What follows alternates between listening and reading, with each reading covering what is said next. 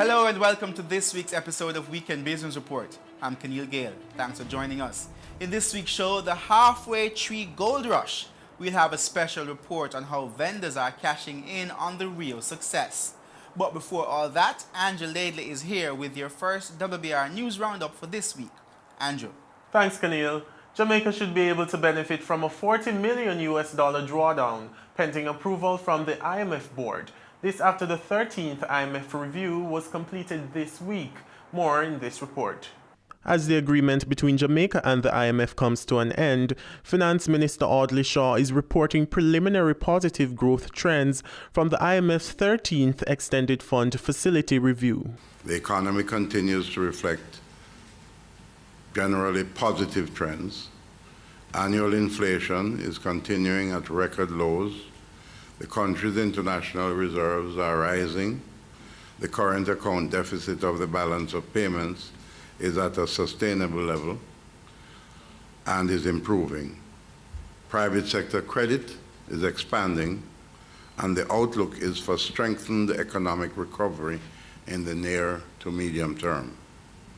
Debt remains on a downward trajectory, and the recent liability management operation has reduced refinancing risks. The finance minister did not indicate whether an IMF successor plan has been agreed on yet, but he noted that he plans to work with the multilateral agency in the future on implementing more indirect taxes. With the full support from the IMF, we'll continue efforts aimed at rebalancing from direct taxation towards more broad-based and growth-inducing indirect tax measures. Mr. Shaw added that the indirect taxes he plans to introduce is primarily aimed at filling the gap that the implementation of the second phase of the PAYE income tax plan will bring. After successfully implementing phase 1 of the personal income tax reform, phase 2 of the announced increase in the personal income tax threshold is scheduled to be fully implemented as promised in fiscal year 2017-2018, starting in April of next year. This will be complemented by a comprehensive tax reform package, which gives due consideration to protecting the most socially vulnerable members of the society. Meanwhile, Minister Shaw said he expects that the IMF board will approve a $40 million drawdown, which will further assist in stabilizing the economy. All quantitative performance targets and associated structural benchmarks for the June 2016 quarter have bon met. Board approval will allow the release of special drawing rights, 28.32 million, about roughly $40 million to Jamaica. Meanwhile, IMF Mission Chief Dr. Uma Ramakrishnan says the economy is recovering well. This, she said, was due primarily to a productive agriculture sector. Economic growth in Jamaica is recovering gradually. The growth in fiscal year 2015-16 has been revised up to 1%, driven by agriculture and manufacturing. Growth is expected to reach 1.7% in the current fiscal year 2016-17 as ongoing investments crystallize and agricultural recovery continues. Dr. Ramakrishnan said the IMF has urged the government to strengthen the social safety net in light of more direct, indirect taxes on the horizon, which may leave poorer Jamaicans vulnerable. Strengthening the social safety net will be essential to shield the poor and vulnerable from any adverse effects due to the shift from direct to indirect taxation. The mission also underscores the importance of ongoing reforms in the public sector to achieve efficiency gains. Chairman of the Economic Growth Council, EGC, Michael Lee Chin, says after talks with stakeholders, he's more convinced that 5% growth in 4 years is an attainable goal for Jamaica. Anthony Morgan reports.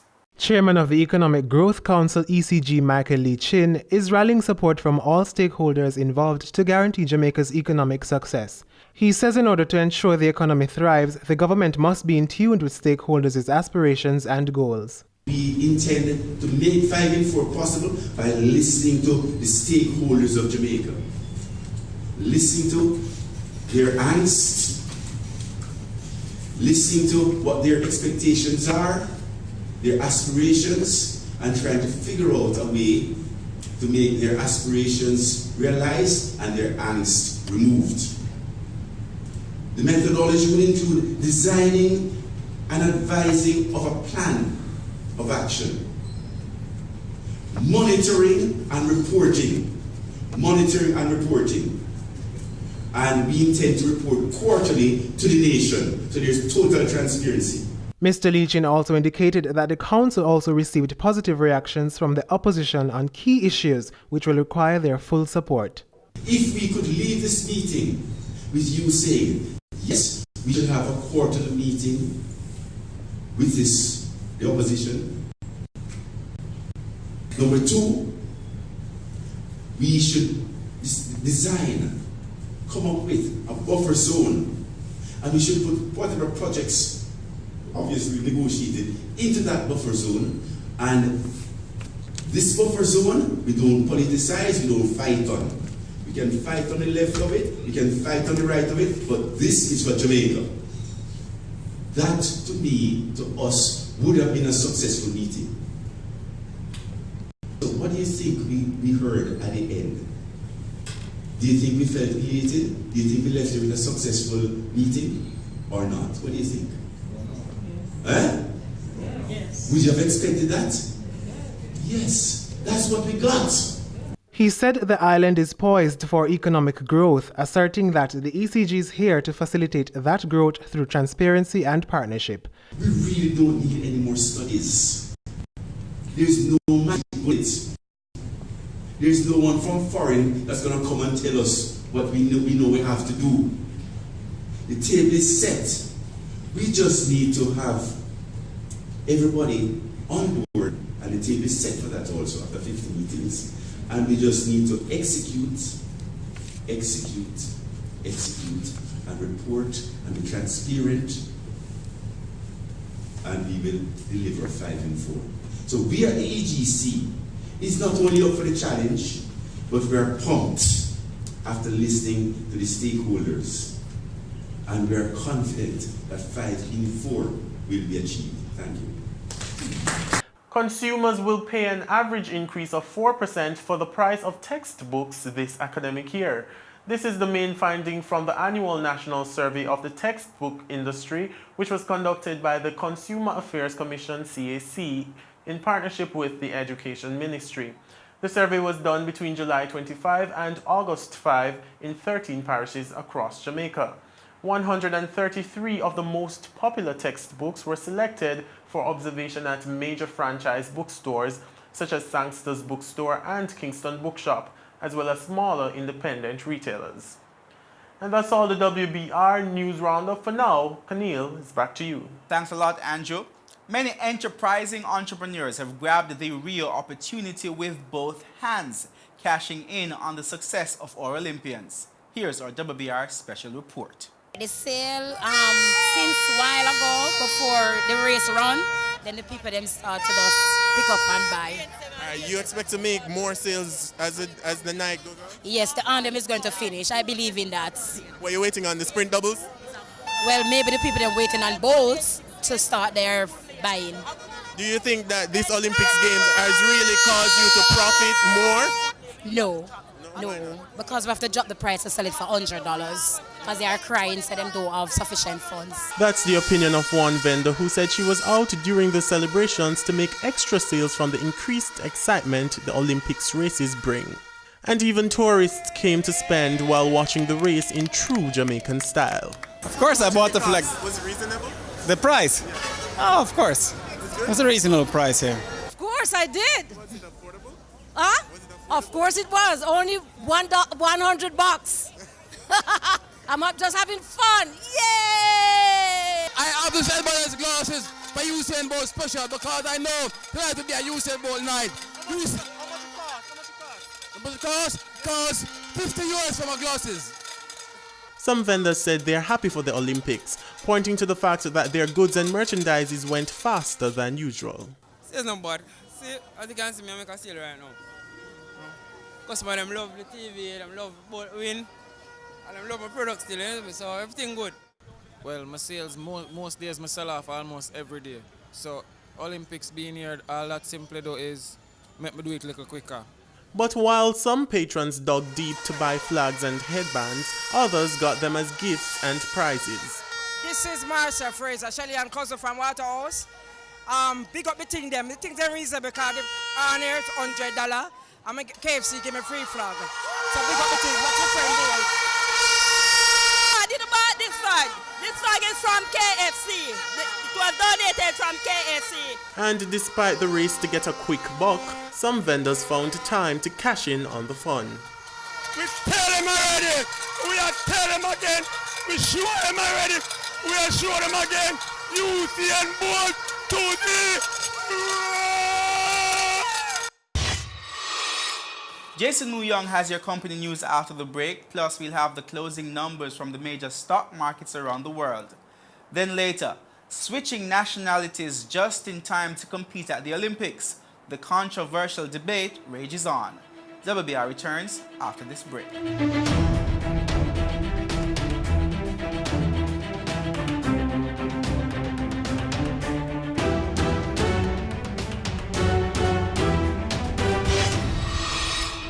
Welcome back to Weekend Business Report. LASCO does damage control and Key Insurance is hit with massive claims. Here's Jason Young with this week's company news. The LASCO Group spent the week doing damage control after receiving severe backlash because of an offensive tweet. The tweet, which used a homophobic slur to refer to Jamaican gold medal winner Omar McLeod, came from the company's official Twitter handle. Twitter users quickly condemned the tweet, which saw the company deleting it and deactivating their account. LASCO released an initial statement saying that their official Twitter account had been compromised. The company then issued a full statement apologizing to Omar McLeod and promising to reach out to him to make amends. The company said it also fired the employee who made the offensive tweet. Access Financial Services has listed a $200 million bond on the Jamaican Stock Exchange, JSE, its second in 3 years. The microfinancing company said it issued the new bond in 2015, but a regulatory requirement created a gap between raising the funds and its listing. The major hurdle was getting approval from the Financial Services Commission (FSC). The bond listed at a $100 price is a Jamaican dollar unsecured variable rate note due in 2020. The coupon rate is fixed at 11% for the first 2 years. Key Insurance Company has been hit with a massive hike in claims amounting to an unprecedented $142 million. The figure has resulted in the company reporting an operating loss of approximately $19 million for the first 6 months of the year and $22 million for the second quarter ended June 30. Key Insurance says the unanticipated claim experience has resulted in a review of its risk detection and pricing mechanisms to identify possible weaknesses and effect immediate corrective actions. The company is also restructuring its investment portfolio, which has been severely impacted by low interest rates. Thanks, Jason. Let's now take a look at the week's closing numbers from the major markets in New York, London, Berlin, Hong Kong, Tokyo, and Kingston.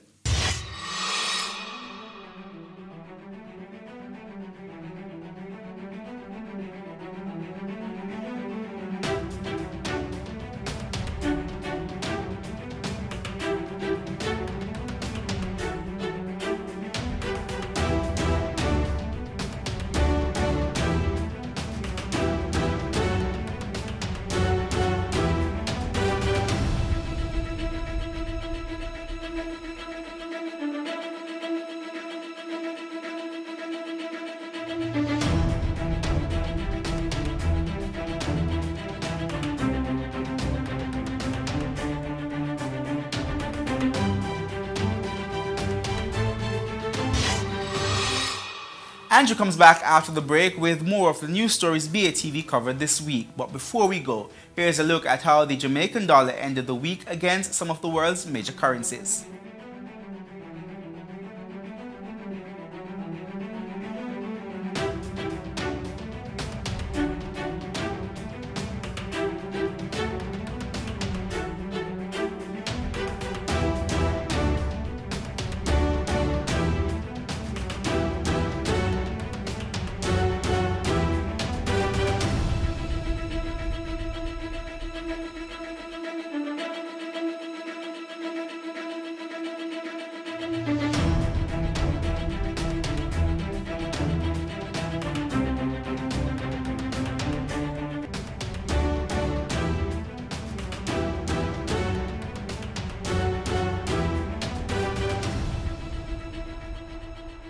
Welcome back to Weekend Business Report. Here's Andrew Laidley with some more of the major news stories BATV brought you this week. Andrew. Thanks again, Camille. President and CEO of Sagicor Group, Richard Biles, is calling on the government to level the playing field where taxes on financial institutions are concerned. Here's more. The government may have to make some concessions in bank taxes in order for banks to lend more. That's the word coming from Sagicor CEO Richard Biles, who says there is no equity in taxes among financial institutions. All banks have to maintain what is called cash reserves at the Bank of Jamaica and liquidity reserves. The total of those two is 26%. So 26% of any dollar that you bring to a bank has to go to the Bank of Jamaica in the form of either cash or in the form of buying a security that is approved by the Bank of Jamaica. The cash earns zero, nothing. So 13 cents on every dollar that comes in is an expense to the bank, and that expense is what helps to run the Bank of Jamaica. He says heavy taxes affects banks' ability to offer loans with affordable interest rates. Set aside the emotion and start to look at how banks are taxed, either explicitly or implicitly. What you end up with is a very heavily taxed organization. And what is the natural way in which banks react to that? They ask for bigger spreads. You come in with your money and we say, we're going to pay you 4%. This gentleman comes in and wants to borrow and we're lending him at 14%. 10%. But unless you lend at that 10%, you can't pay for all of this tax burden, the administration, the potential of bad debt, and give your shareholders a return. Mr. Biles notes that the tax burden causes banks to have low returns, which is unattractive to stakeholders. And when you look at the return that banks give, they're not doing as well as many other companies outside of the banking community.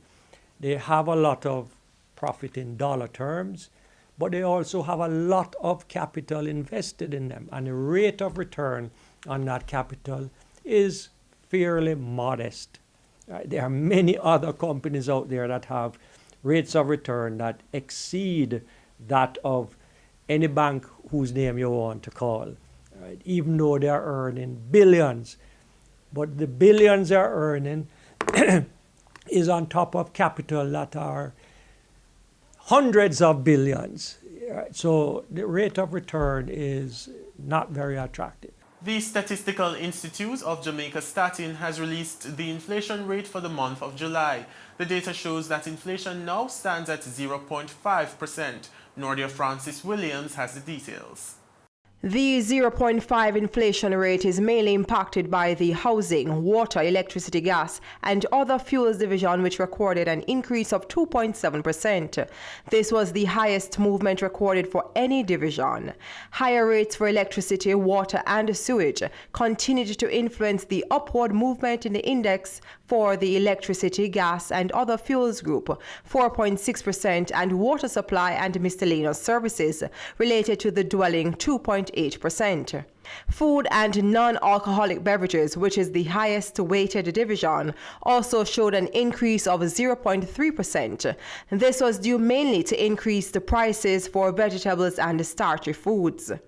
The calendar year-to-date movement was 0.1%, and the point-to-point rose by 2.1%, while the fiscal year-to-date moved upwards by 1.2%. The other divisions that recorded increases in the All Jamaica All Divisions Index were alcoholic beverages and tobacco, 0.3%, clothing and footwear, 0.1%, health, 0.2%, transport, 0.1%, recreation and culture, 0.2%, miscellaneous goods and services 0.2%. Communication, education, restaurants and accommodation services each recorded negligible movement. The regional index showed upward movements for all three regions. Greater Kingston metropolitan area, other urban areas and rural areas each recorded increases of 0.5% each. Chinese company Gisco will soon start operations at the Alpart bauxite site in Nain, St. Elizabeth. This following strong backlash from many environmentalists regarding the company's decision to build a 1,000 megawatt coal plant at the facility. So what do residents and businesses in the area think? BATV News traveled to St. Elizabeth to find out. Well, I'm standing here at the Alpart site in Nain, St. Elizabeth, where Gisco, Chinese company, has indicated that they will set up a 1,000 megawatt coal plant, an issue which has caused much controversy. No, if I'm coal like when I burn with the wood, we wouldn't have a problem. But we not the coal where they use or something like iron, so we don't want here. Me don't want to stay here when they burn. Me want to move. And boy, we years had the coal that we're going to use there is very dangerous for health. So we wouldn't mind to be relocated from here prior, you know. That's the decision many business owners and residents of Nain will have to make if Gisco follows through with plans to build the coal plant.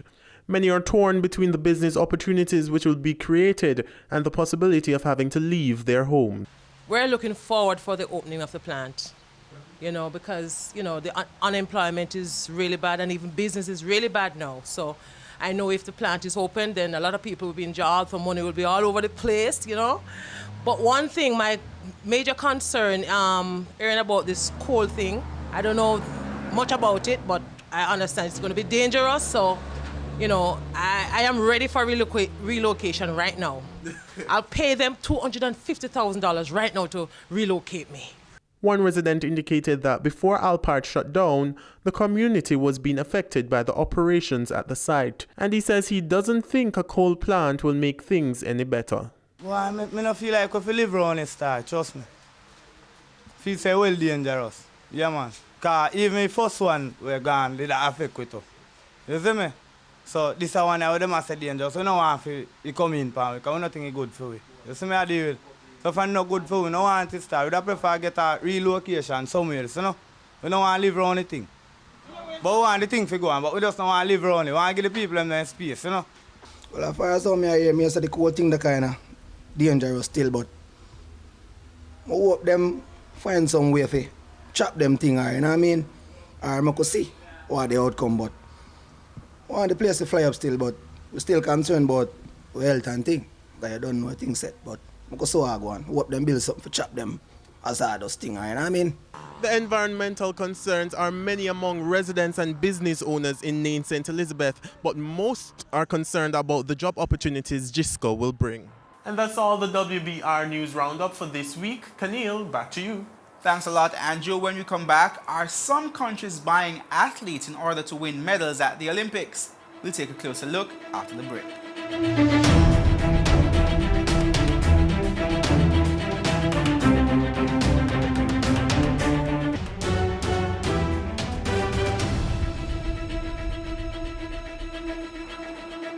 Welcome back to Weekend Business Report. Citizenship swapping by athletes ahead of the Rio Olympic Games is being questioned. Some 85 African and Caribbean athletes were cleared to compete for other countries just in time for this year's Games. There were some 7 Jamaican-born athletes in the men's 100-meter semifinals, but only 3 were representing Jamaica. More from Al Jazeera's Lee Wellings, who is in Rio de Janeiro. An Olympic Games is a celebration of national pride and national identity. Over 200 flags are flying in Rio, but which country an athlete represents is not always simple, and in some cases the rules can appear to be manipulated. 85 African and Caribbean athletes were cleared to compete for new countries in time for these games. 12 of these now represent Bahrain, including Ruth Jebet in the 3,000 metre steeplechase. Jebet transferred her sports nationality 3 years ago from Kenya. Her victory attracted global criticism, but she simply expressed gratitude to her new country. I am happy to receive a medal and to have to be called a gold medalist, Olympian. I need again to thank coach for everything you provide to me, especially provide everything. Athletics governing body the IAAF are not so comfortable with nationality switches and want to address the matter at their council meeting in Rio on Saturday. But the issue is being debated in other Olympic sports too. In handball, the Qatar team features many players, mainly from the Balkans, who have been naturalised and cleared to play in quick time. The right to represent is not straightforward. The International Olympic Committee insists national Olympic committees and international sports federations have strict rules. There are a whole range of reasons why people change nationality, lots of things to do with family reasons, marriage. It's a matter that the IF and the NOC have to agree on the change of nationality from both ends before the IOC will consider it. Some athletes are left without a flag, such as the small number of competitors in the two special IOC teams, one of them for refugees. If nations try to manufacture teams by enticing athletes for sporting rather than humanitarian reasons, there are finally signs that sport governing bodies under the Olympic umbrella will try to change the rules to thwart them, and that crossing a line should be for athletes, not for nations. Lee Wellings, Al Jazeera, at the Olympic Park in Rio de Janeiro. And that's all the time we have for this week's show. Thanks so much for watching. On behalf of Paul, Jason, Andrew, Anthony, and the entire Weekend Business Report team, I'm Keneal. See you next time.